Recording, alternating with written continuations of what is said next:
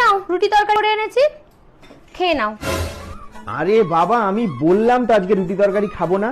যেটা আমার খাবার ইচ্ছা হয়েছে আমি আজকে সেটাই খাবো, ব্যাস।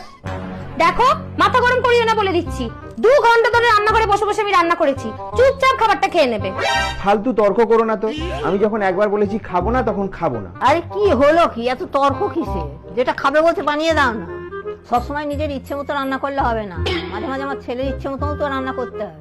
ছেলেটা আমার সারাদিন তো অফিসেই থাকে, একটা দিন নিজের ইচ্ছে মতো কিছু খেতে চাইলে সেটাও কি করা যায় না? তাহলে আর কি, চলো তুমি রান্নাঘরে চলো। কেন? আমি আমার রান্নাঘরে কি করতে যাব? কেন মানে, ওর তোমার হাতেরই আলুর পরোটা খাবার ইচ্ছা হয়েছে।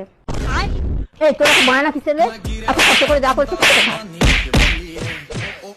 আচ্ছা সব মিটেছো তো, এবার চুপচাপ রুটি তরকারিটা খেয়ে নাও।